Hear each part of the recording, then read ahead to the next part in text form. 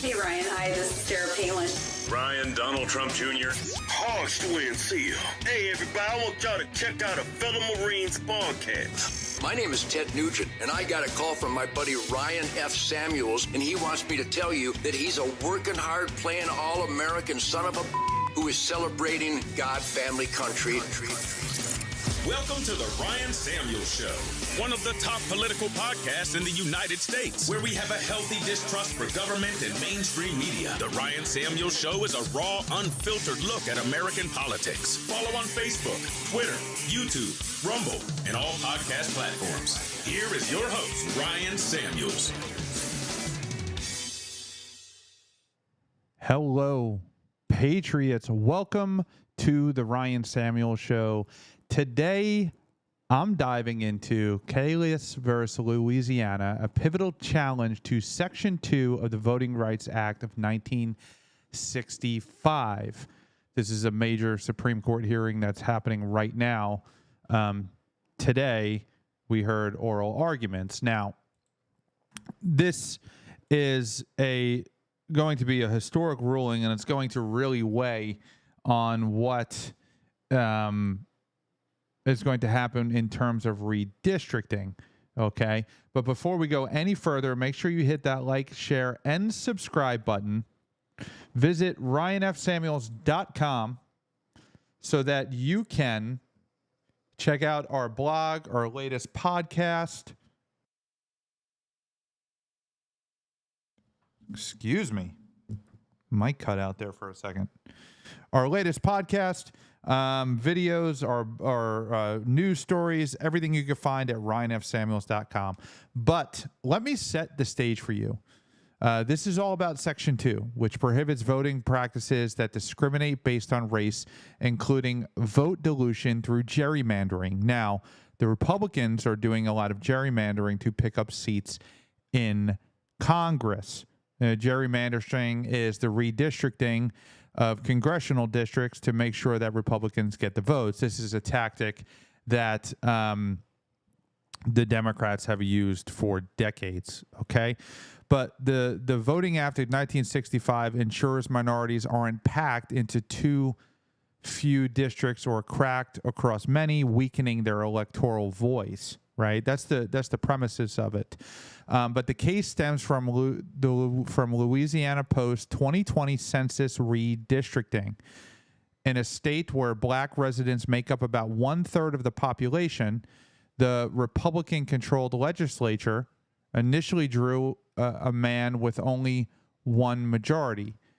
Black congressional district out of 6. Black voters sued, claiming it violated Section 2 by diluting their voting power. A federal district court agreed in 2022, ruling the map as likely discriminatory.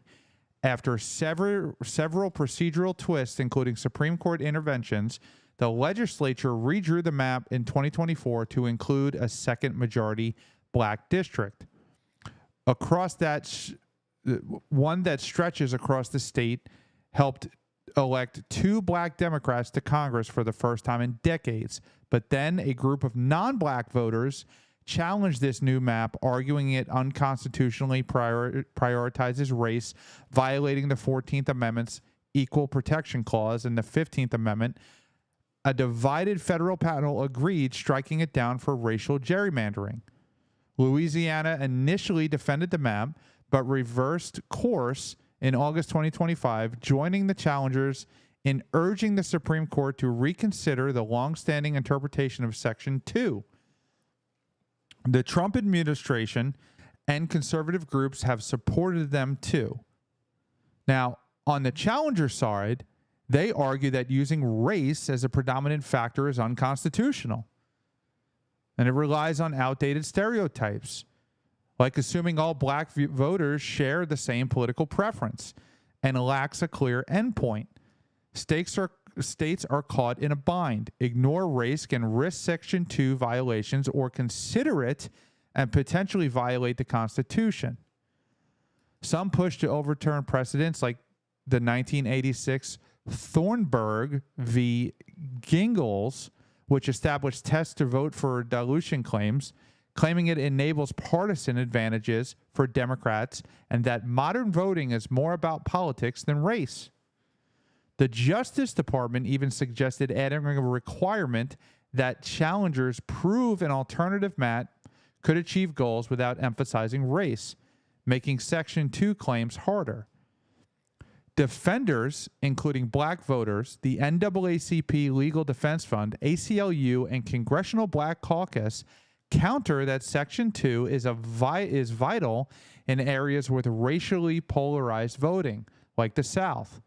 Race-conscious remedies are sometimes necessary for equal opportunities, and without them, minority representation could plummet, affecting up to 19 House seats in Republican states ahead of 2026.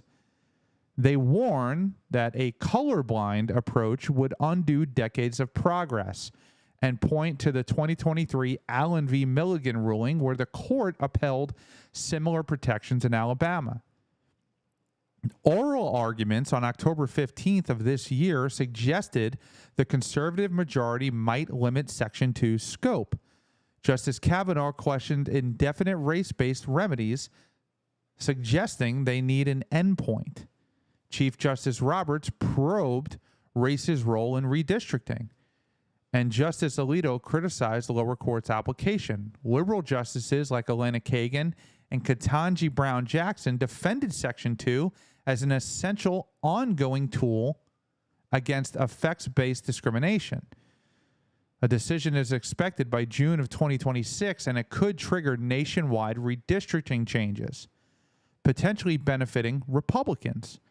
This case builds on history. The Roberts Court has curtailed VRA protections in cases like Shelby County v. Holder in 2013, but Milligan was a surprise win for Section 2. Stay tuned. This could reshape voting rights for generations. This is a little complex, but at the same time, not really. The Democrats have had a stranglehold on redistricting, and the notion that redistricting based on people's skin color affects politics or race is, quite frankly, absurd. You know, there's no reason to take all of the black people and have them all represented by the same thing, because all of their politics are not the same. Most of their politics are the same, but not all of their politics.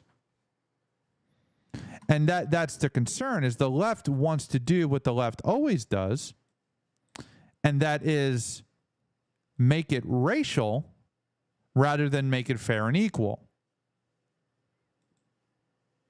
Here is a map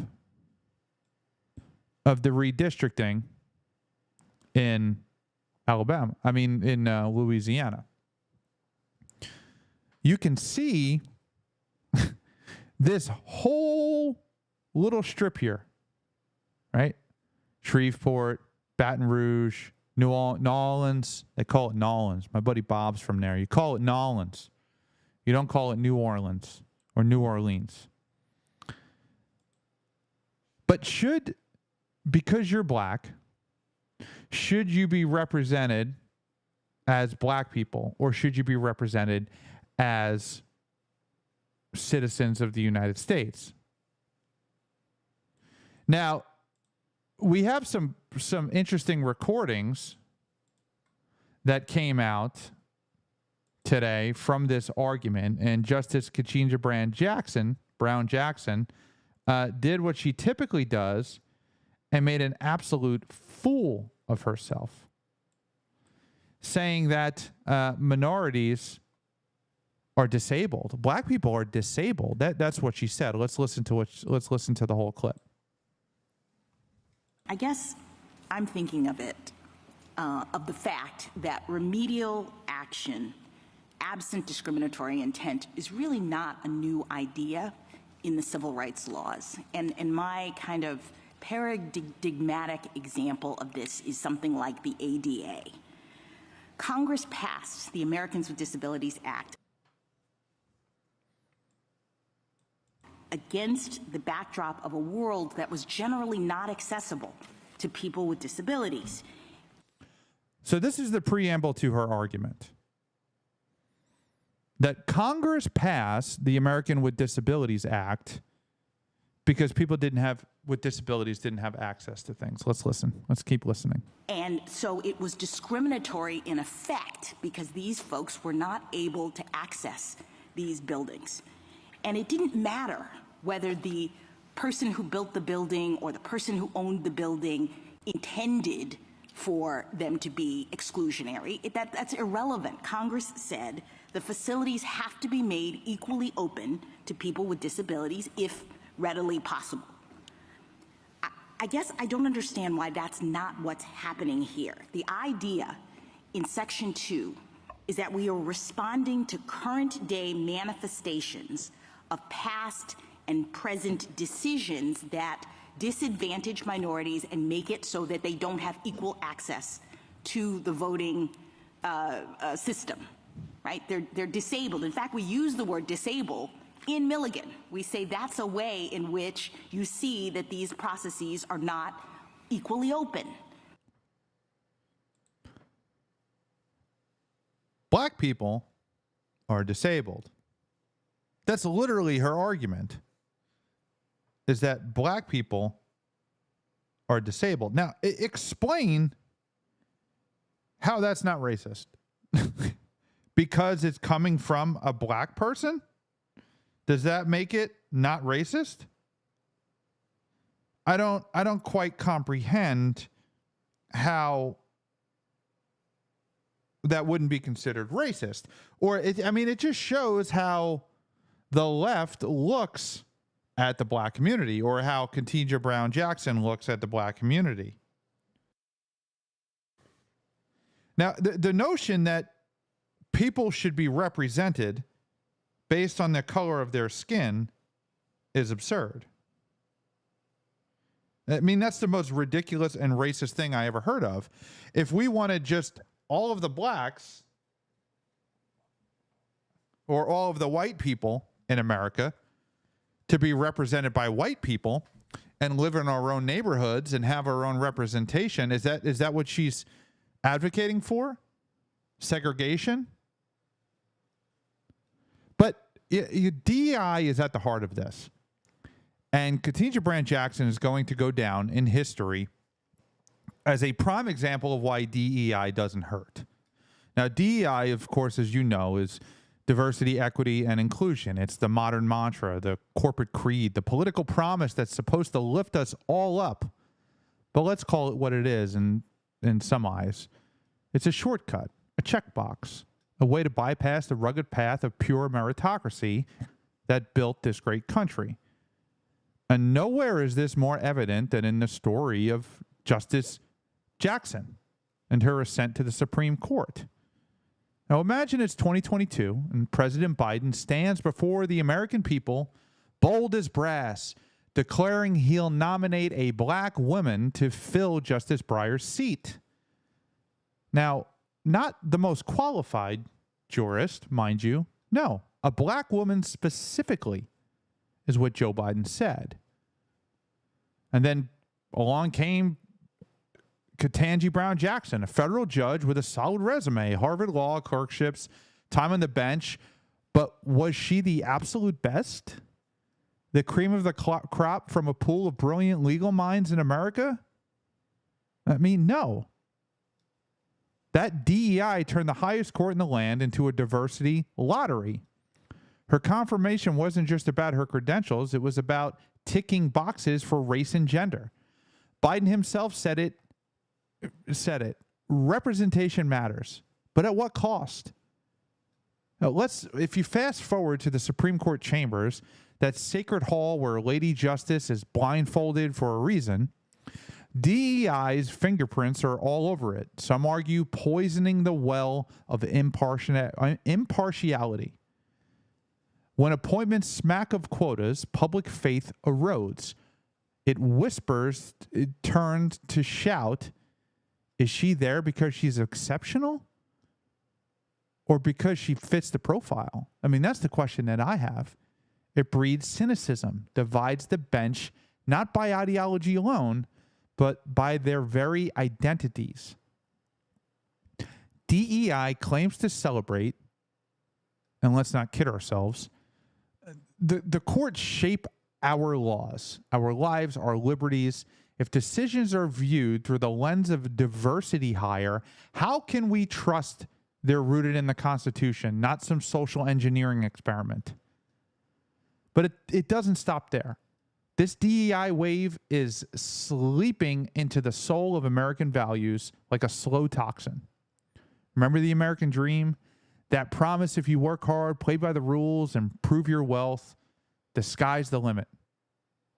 No matter your background, meritocracy, individualism, equality of opportunity, these are the pillars that made us exceptional.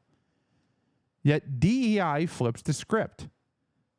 Equity over equality, outcomes engineered by identity rather than achievement. It's saying, sorry, kid, your spot's reserved for someone who looks a certain way.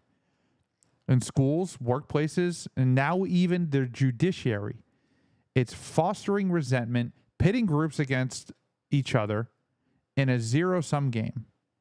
American values, they're being diluted, replaced by a collectivist vision where group identity trumps individual merit. We're poisoning the very ideals that united us. E pluribus unum, out of many, one. Turning it into out of many, divided by design. And don't get me wrong, diversity isn't the villain. The court that reflects America's tapestry could bring fresh perspectives, broader wisdom. Jackson herself has proven sharp in arguments, dissenting with vigor on cases like affirmative action. But when DEI drives the bus, forcing selections based on demographics first, it risks everything. It's not inclusion, it's exclusion by another name.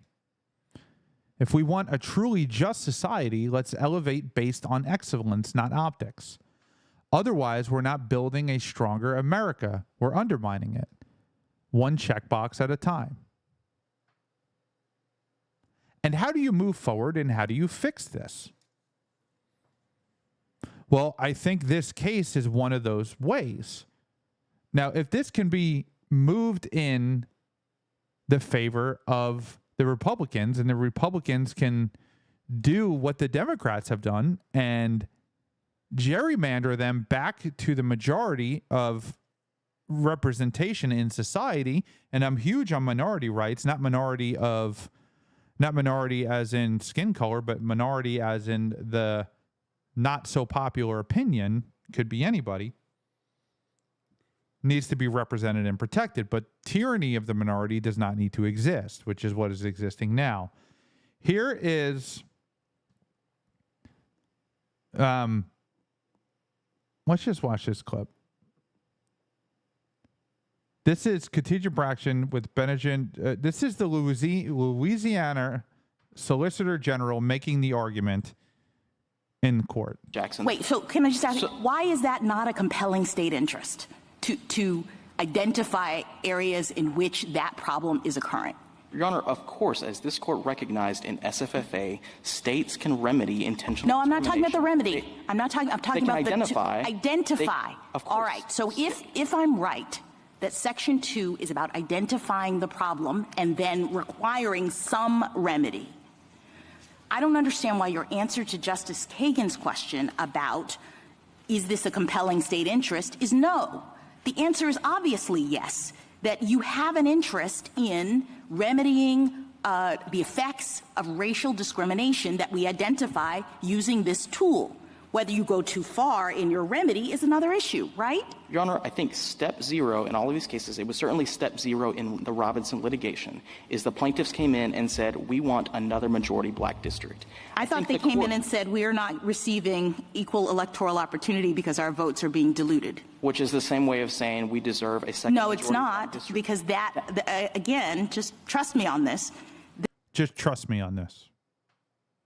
The second electoral or second district is a remedy that one could offer for a problem that we've identified. And the whole Robinson litigation was about identifying the problem.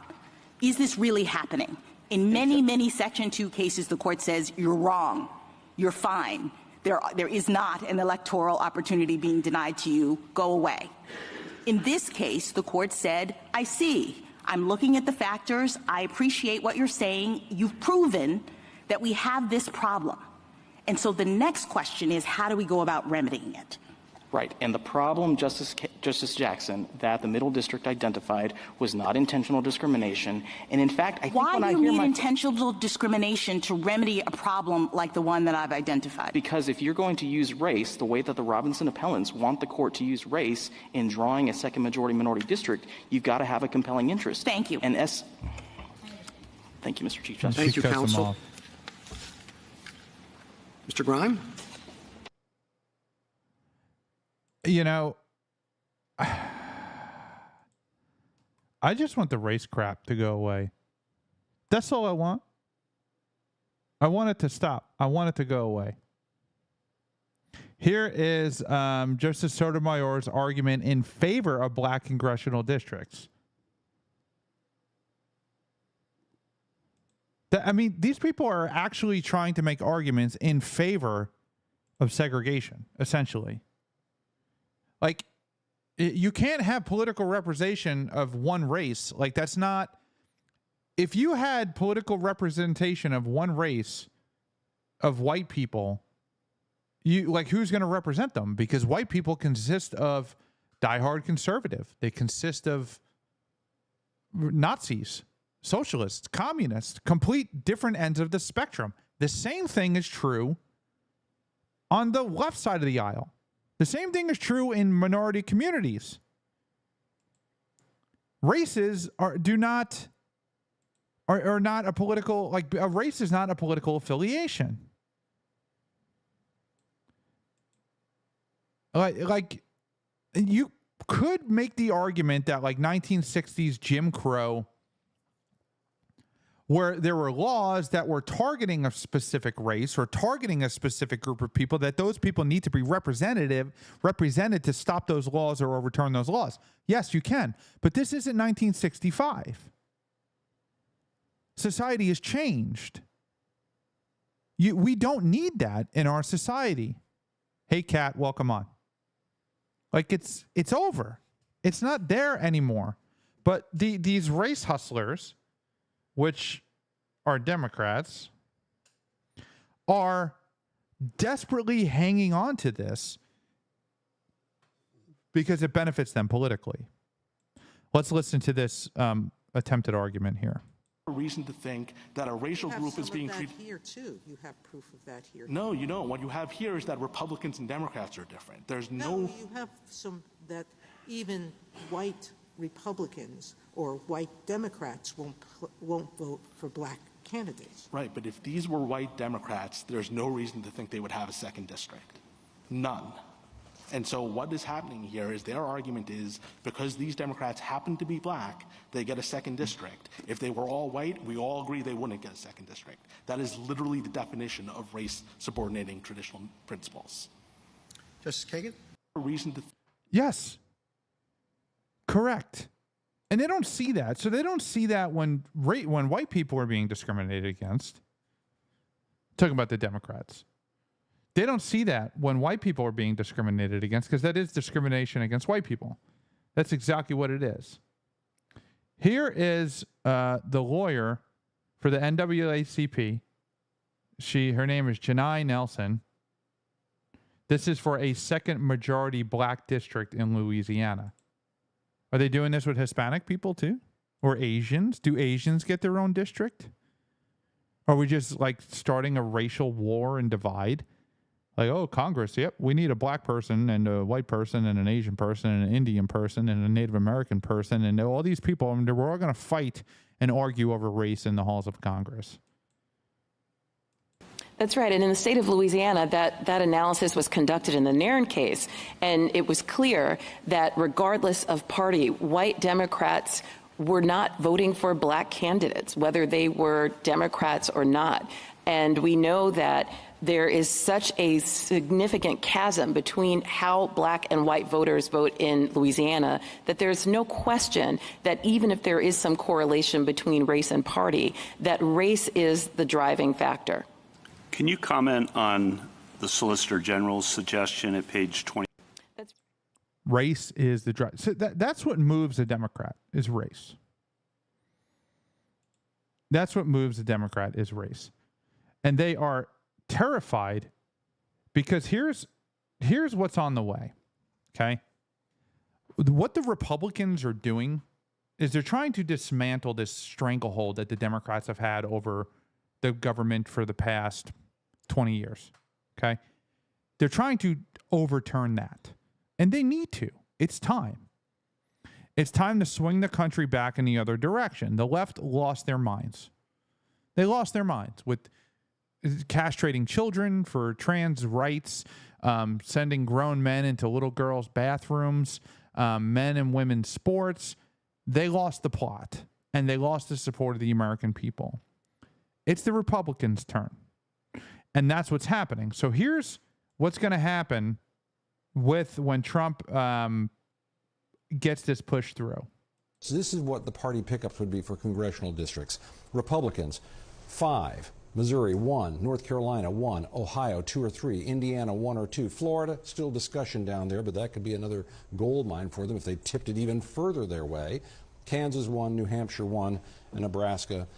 Democrats, Utah, California, Maryland. Look at this. If you offset California and Texas, Missouri and Utah, North Carolina and Maryland, everything left over is an advantage to the Republicans.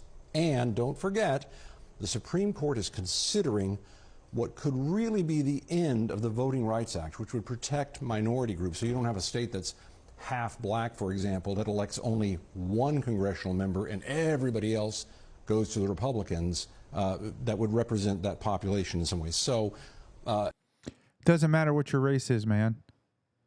There's plenty of black Republicans in the South, dude. Trust me. I'm here in the woods in the middle of nowhere. I got black neighbors with Trump flags and Confederate flags hanging in their yard. It's real. It's true. Democrats hate that. But Democrats could lose 19 seats. If that is gutted, Democrats could lose 19 seats. This would be a huge amount. But this is also a measure of how much the White House is concerned about this, because Donald Trump knows if the Democrats get the House again, there could be new investigations just like last time. There could be a new impeachment. There could be a lot of impediment to these plans that right now the Republicans in the House and Senate. So that's how they're like twisting this. This is all Donald Trump is doing this to stop an impeachment. Because if the Democrats get the House, there's going to be an impeachment. Donald Trump's not worried about an impeachment. You tried to arrest him on 34 felonies. You tried to put him in jail from federal prison for the rest of his life. You tried to do a lot of things. And you succeeded. The only thing you succeeded in was getting him reelected. Had you left him alone, I don't think he would have got reelected. But just listen how it's like, this is a Democrat's worst nightmare. This is the title at CNN, Democrats' Nightmare. Supreme Court could overturn law that bans states from racial gerrymandering. Yeah, you shouldn't be able to racially gerrymander. You shouldn't be able to gerrymander a city so that only white people are represented. You shouldn't gerrymander a city so that only black people are represented. You shouldn't gerrymander a city so that only Asian people are represented. You should gerrymander a city so that Americans are represented, that we are all represented. Because in certain communities, there are certain ideals that prevail over others. Just listen to it again. Listen to have to twist it.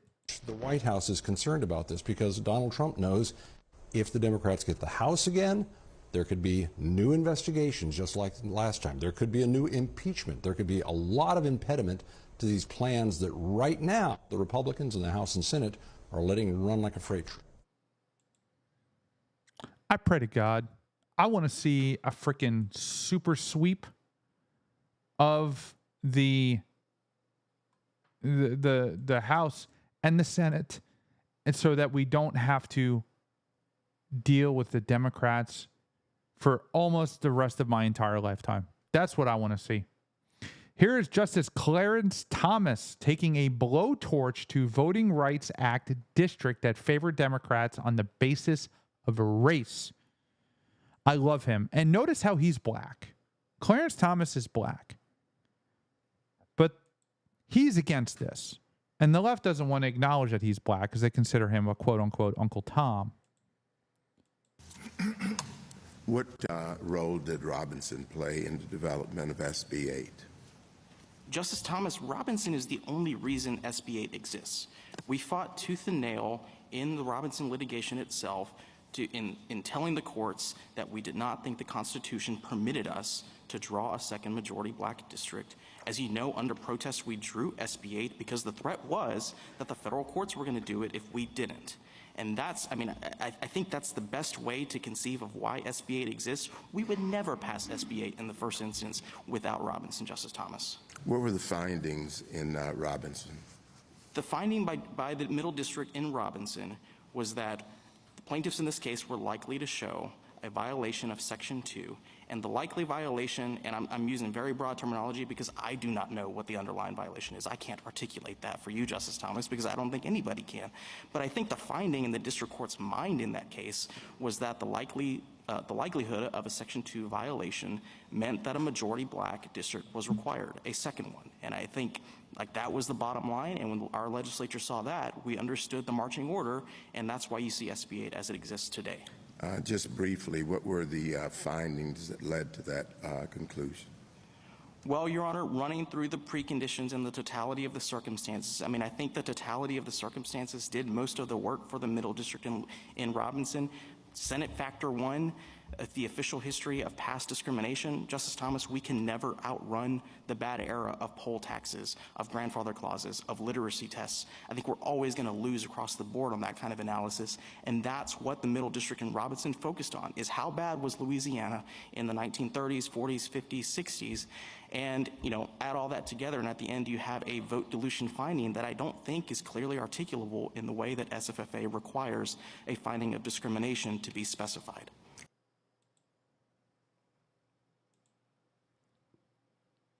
It is discrimination.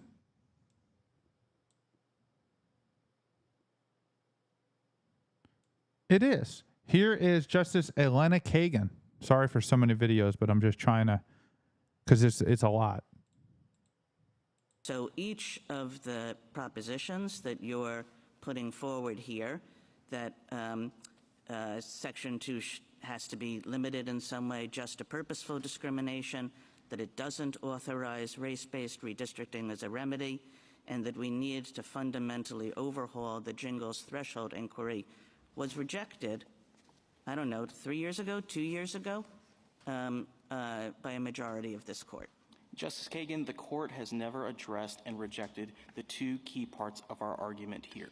The first is the court has long assumed, without deciding in cases like Cooper versus Harris, that compliance with Section 2 is in compelling interest. We're asking the court to finally decide that question and answer it no. The second question, the Allen court but you're asking us based on arguments that have been specifically rejected by this court over many decades and 3 years ago. So each of the propositions. That's not. I don't think that that's true. I would definitely disagree with her on that.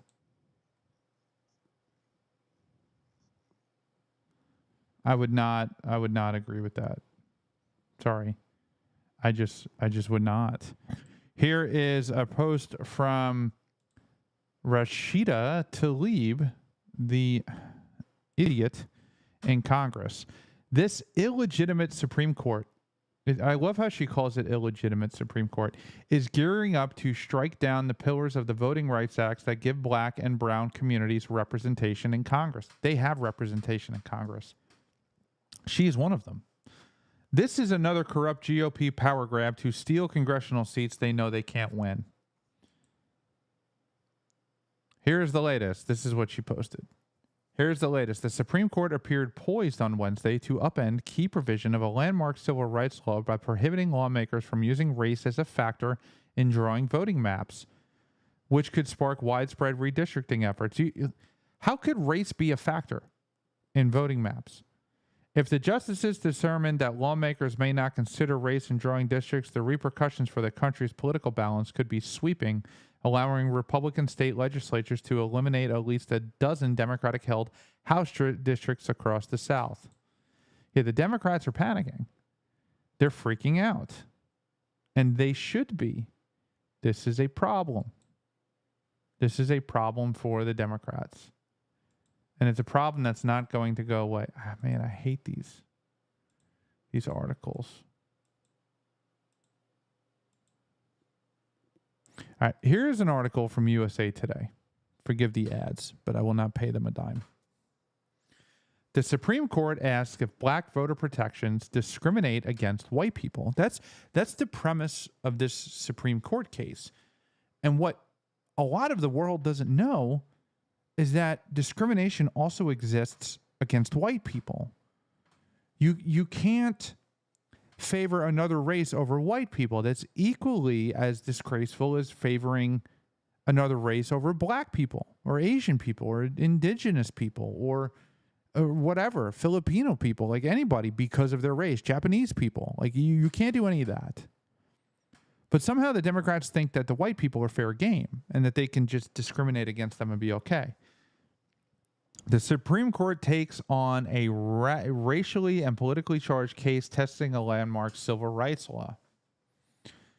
The Supreme Court could be ready to curtail a key provision of a landmark civil rights law enacted 60 years ago to prevent racial discrimination in voting.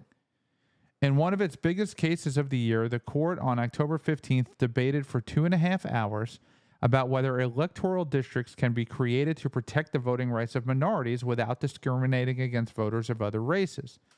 Justice Brett Kavanaugh, who joined the Chief Justice John Roberts and the court's 3 liberal justices 2 years ago in backing a provision of the Voting Rights Act at issue here, probed whether that portion of the law is still needed. And I think that's the key question. Is this law still needed? The power of the South over the black community post the Civil War, post President Johnson, post the Jim Crow era was astounding. And blacks needed those protections. They needed the Civil Rights Law.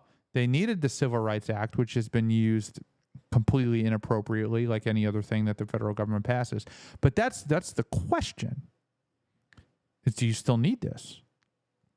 Like, what rights do whites have today that blacks don't have? I would argue it's equal. I would argue actually minorities have more rights than whites, more privileges than whites. This court's cases, in a variety of contexts, have said that race-based remedies are permissible for a period of time, sometimes for a long period of time, decades in some cases, but they should not be indefinite, he said. Section 2 of the Voting Rights Act tries to keep legislative map drawers from diluting the votes of racial minorities by either packing them into a district or spreading them out among too many districts to have an impact. But attorneys for Louisiana argue the redistricting protections are both unworkable and unconstitutional. They have placed states in impossible situations where the only sure demand is more racial discrimination for decades. J. Benjamin Aguana, Louisiana Solicitor General, told the Supreme Court. That's the gentleman we were listening to that was making the argument to the Supreme Court justices. The attorney for the white voters challenging the act said voters are being racially stereotyped. If it was never acceptable under our colorblind Constitution to do this, it was never intended to continue indefinitely, Edward Green, the attorney, said. A ruling along those lines in the Louisiana voting rights case could reduce the number of racial minorities in office at all levels of government. And it could give the GOP an electoral boost, including in efforts to keep its slim House majority. My opponents, late-breaking and recordless facial as applied challenges seek a staggering reversal of precedent that would throw maps across the country into chaos, said Janai Nelson, president of the NAACP Legal Defense Fund, who argued on behalf of a group of black voters. Like, you don't get legal representation or political representation because of the color of your skin. That's not how it works. Ongoing battle over Louisiana's congressional map. The controversy grew out of Louisiana's attempt to account for population shifts after the 2020 census. The legislature drew a new congressional map that had only one majority black district out of 6, even though black people made up about 1/3 of the population. Again, it doesn't matter if 1,000 black people or 1,000,000 black people, it matters what their political philosophy is. When a group of black voters sued, a judge said the map likely violated the Voting Rights Act. But when the GOP-controlled legislature created a second majority black district, a group of self-described non-black voters went to court in separate action, arguing a racial quota cost the state a Republican seat in a narrowly divided Congress. The Supreme Court, which has a 6-3 conservative majority, debated the issue during its last term, but rather than issue a decision, the justices took the rare step of calling for a second round of oral arguments that more squarely put the future of the redistricting protections in jeopardy. They asked whether states can create legislative districts that comply with the Voting Rights Act without violating the bans on racial discrimination in the 14th and 15th Amendment. Changes to the Constitution passed after the Civil War to protect the rights of formerly enslaved people. Here's a picture of Black Voters Matter person. Activists and participants gather in front of the Supreme Court of the United States during the Supreme Court re-argument of Louisiana versus Kalis on October 15, 2025, Washington, D.C., yada, yada, yada. This happened today. The court's liberal justices defend the Voting Rights Act. Of course they do. The court's 3 liberal justices defend the protections. Justice Elena Kagan said that the arguments being made against the Voting Rights Act were heard and rejected by the court 2 years ago when it decided similar case from Alabama. That's the clip we just watched. Kagan also focused on what the consequences would be if the court now said the law couldn't prevent diluting the voting power of racial minorities. Nelson, the attorney representing black voters in Louisiana, said the results could be pretty catastrophic.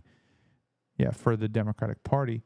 She argued the Voting Rights Act had been crucial to diversifying leadership in the state and giving minority voters an equal opportunity to participate in the process. The fact that Louisiana never elected black statewide candidates shows outsized role race still plays in the state's elections. Kat says all voters matter. Yeah, 100%, Kat.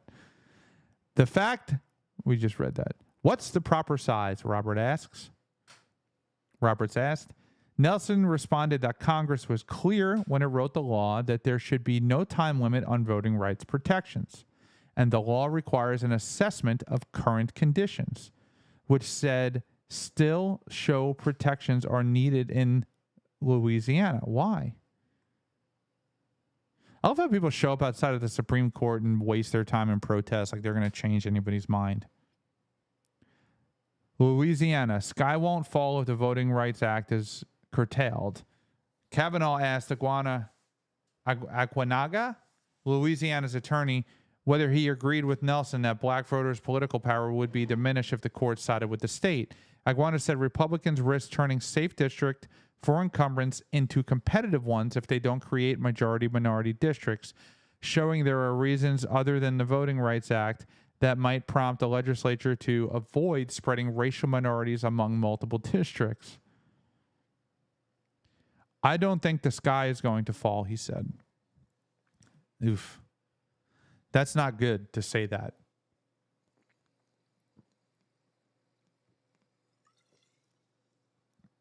The Justice Department, which during previous administrations has backed the Voting Rights Act, advocated for changing how Section 2 is applied under a 1985 Supreme Court ruling. Justice Amy Coney Barrett, part of the court's conservative wing, asked the Justice Department whether the court could adopt the approach as a mere clarification rather than an outright overturning of the 1985 decision. I love Amy Coney Barrett. She's a Catholic, went to Catholic school. I'm a Catholic. I love her. She's awesome.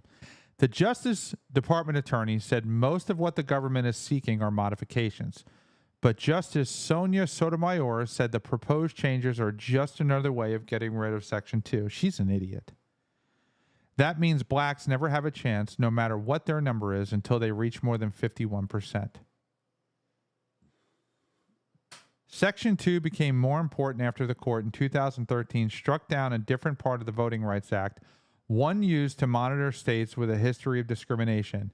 The court said the district was based on decades of old data and eradicating practices.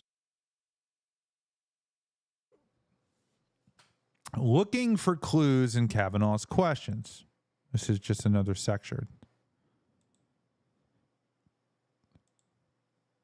Olatunde Johnson, an expert on anti-discrimination and constitutional law at Columbia Law School, you're disqualified, period, said she didn't hear Kavanaugh, whose vote could determine the outcome, come out guns blazing to declare Section 2 unconstitutional, but his question suggested he's open to a ruling that might constrain it. Johnson noted that Kavanaugh asked questions about whether the court's past rulings on the issue adequately dealt with the roles partnership, which is both tied and separate from race, plays in redistricting, and he expressed some concern about when race itself becomes too much of a factor and whether its consideration should be time limited. It shows for me some uncertainty about Kavanaugh is going to go, Johnson said. I don't know where this is going to go. So here's the problem. There's a couple of problems here. The first problem with the Supreme Court, and the Supreme Court, that's kind of what the Congresswoman that was saying, Rashida Tlaib, was saying. This is an illegitimate court. And the Democrats, when it doesn't go in their favor, they use this argument a lot. Barack Obama kind of underhandedly used this argument. That was, hey, the Supreme Court is not an elected body. They're not beholden to the people.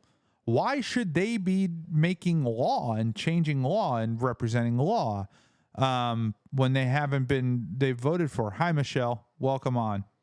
When they haven't voted for. They haven't been duly elected by the citizens of the United States.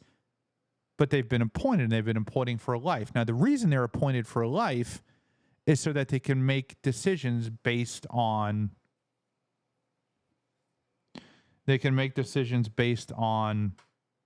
the law and what's right and what's just. This goes back to the founding of our country with John Jay. Now, Thomas Jefferson was not a huge fan of the Supreme Court. A lot of the founding fathers were not a huge fan of the Supreme Court, precisely because it's not an elective body. And judicial review, which is what the Supreme Court does, is they review laws and then decide whether or not it's constitutional or unconstitutional, was John Jay's kind of idea. And they gave themselves this power. This power is not granted to them by the Constitution. This power is granted to them by a very famous Supreme Court case. But so that's kind of the argument. But the only time the Democrats, here's the problem. The Democrats are not consistent. The problem is they have not made this argument when the Supreme Court goes their way. They only make it when it doesn't go their way. The Supreme Court's here to stay. It's not going anywhere. No worries, Michelle. I appreciate you being here. God bless you. Thank you so much for the support you give the show every single night. But the Supreme Court, in theory, in spirit, is supposed to make rulings based on the law, based on the constitutionality. They don't do that anymore.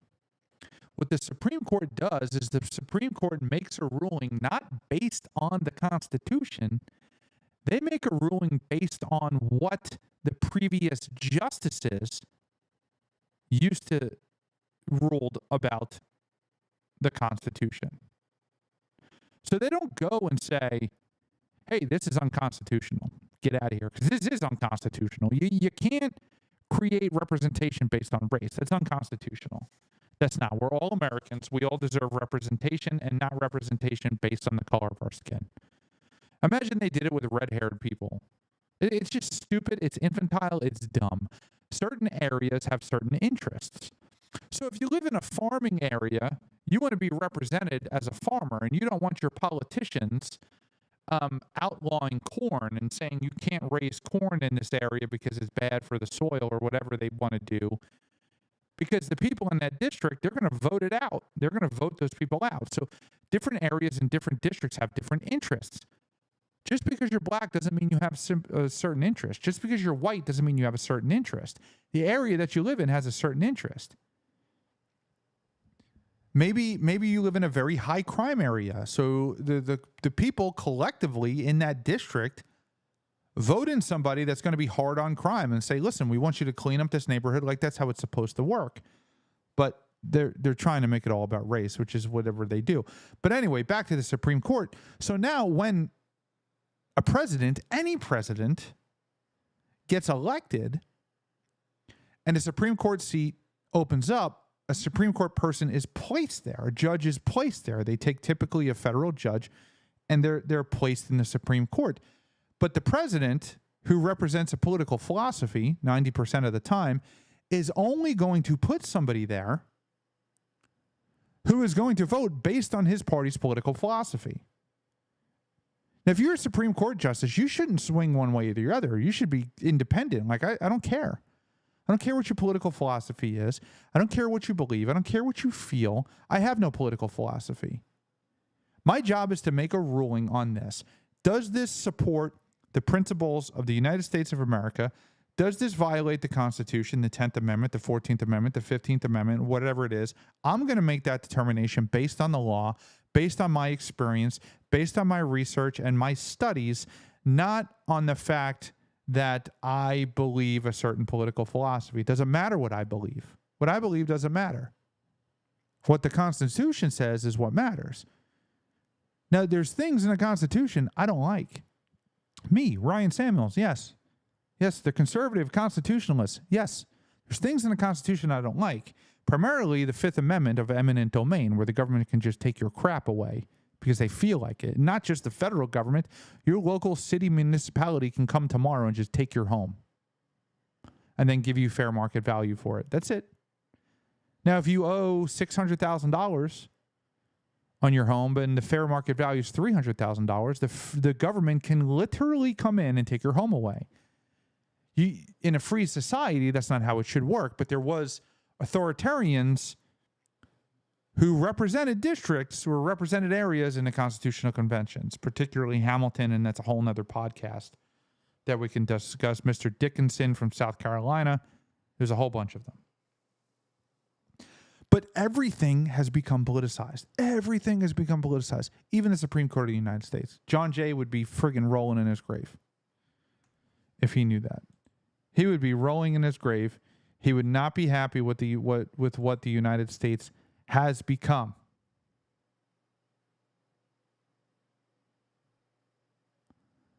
And we're going to follow this. We're going to see where it goes. I don't know which way they're going to swing. Obviously, I hope it's good for Republicans. I say this, and I say this all the time, and I've already said it once on this show. As I said, hey, listen, I hope that the Democrats get taken away, their power gets taken away, because I think that they've earned that. I think that they have earned that.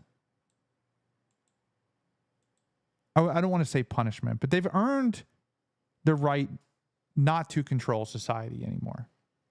Not to control our institutions, not to control the Board of Education, not to control these high intellectual think tanks or corporations, CEOs, universities, the major cities in the United States, like they've earned the right to lose it all because of what they've done in their behavior. So that's what I say when I mean that. I do think very strongly, I do feel that you have to be extraordinarily careful of tyranny of the majority. So I think the redistricting is good. I don't even want to call it gerrymandering. I want to call it redistricting because the Democrats are the one who gerrymandered it. The Republicans are the one who are just trying to fix it. That's literally all they're trying to do is fix all of the just the nightmare that Democrats have created in our society.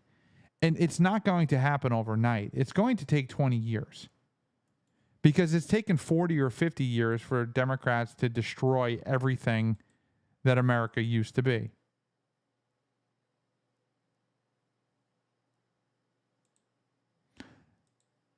And I hope that the Supreme Court makes the right decision here that no, you can't district based on race. It's obvious. If you can't district based on white people and have all white communities and all white people represented by the if you had that, you would have a majority of representatives as white people and potentially tyranny of the majority of representatives by white people.